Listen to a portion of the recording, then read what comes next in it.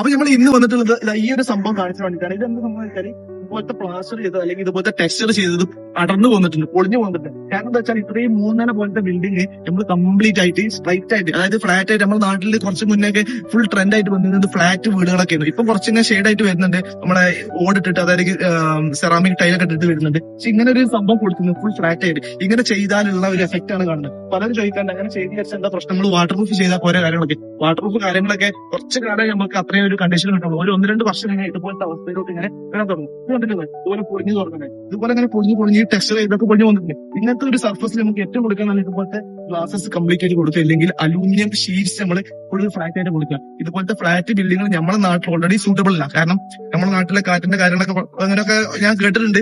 ഫുള്ളായിട്ട് ഈ കാറ്റും കാര്യങ്ങളൊക്കെ ഇങ്ങനെ ചെരിഞ്ഞു വരുന്നുണ്ട്, മഴ ഫുള്ള് ചെരിഞ്ഞടിക്കുന്നതുകൊണ്ടൊക്കെ നമുക്ക് ഇതുപോലത്തെ ഷെയ്ഡ്, അതായത് എ ഷേപ്പിലുള്ള വീടുകൾ അല്ലെങ്കിൽ ആർച്ച് പോലത്തെ അങ്ങനത്തെ ഡിസൈൻസ് നമ്മുടെ നാട്ടിൽ സൂട്ടബിൾ ആയിരുന്നു. ഇവിടെ സംഭവിച്ച് കാണാൻ പറ്റും, ആ കോർണറിലൊക്കെ സംബന്ധിച്ച് കാണാൻ പറ്റും, ഫുള്ളായിട്ട് പൊളിഞ്ഞു പോയിട്ടുണ്ട്.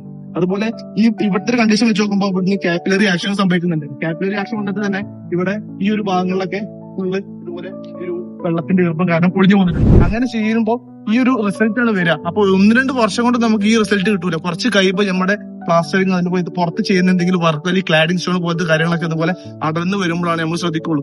അപ്പൊ ഇവിടെ ഇങ്ങനെ റിസൾട്ട്, അങ്ങനെ ചെയ്തതിന്റെ ഒരു റിസൾട്ട് ഇവിടെ കണ്ടപ്പോൾ ഞങ്ങൾക്ക് ഷെയർ ചെയ്താണ്. അപ്പൊ ഇങ്ങനെ ഫ്ലാറ്റ് കൊടുക്കുന്നതുകൊണ്ട് എന്താ പ്രശ്നം, മഴയും വെയിലും വാട്ടർ പ്രൂഫ് അടിച്ചാൽ സെറ്റ് അല്ലേ. ഈ വാട്ടർ പ്രൂഫ് കാര്യങ്ങളൊക്കെ കുറച്ച് കാലം ഉണ്ടാവുള്ളൂ. അല്ലെങ്കിൽ നമ്മൾ ടൈൽസോ ഇനി ഇതുപോലത്തെ ഗ്ലാസോ അങ്ങനെ എന്തെങ്കിലും വാട്ടർ പ്രൂഫ് ആയിട്ടുള്ള സാധനങ്ങൾ എന്തെങ്കിലും ഉണ്ടെങ്കിൽ നമ്മൾ അത് ചെയ്തു കൊടുക്കണം.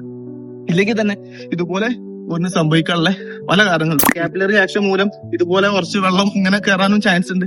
അപ്പൊ ഈ ഒരു സംഭവം നിങ്ങളിലേക്ക് എത്തിക്കുക വന്നാണ്. അപ്പൊ ഇതുപോലത്തെ നല്ല കണ്ടന്റ്സ് ആയിട്ട് നമ്മളെ യൂട്യൂബിലാണെന്ന് കാണുന്നുണ്ടെങ്കിൽ സബ്സ്ക്രൈബ് ചെയ്യുക, നമ്മളെ ഫേസ്ബുക്കിലാണെങ്കിൽ ഫോളോ ചെയ്യുക, ഇൻസ്റ്റാഗ്രാമിലാണെങ്കിൽ അവിടെയും ഫോളോ ചെയ്യുക. അപ്പൊ എന്തെങ്കിലും കമന്റ് ഉണ്ടെങ്കിൽ നിങ്ങൾ ഒന്ന് കമന്റ് ചെയ്യുക. അപ്പൊ അടുത്ത വീഡിയോയിൽ വേണ്ടി കാണാം. അതിർക്കും ബൈ.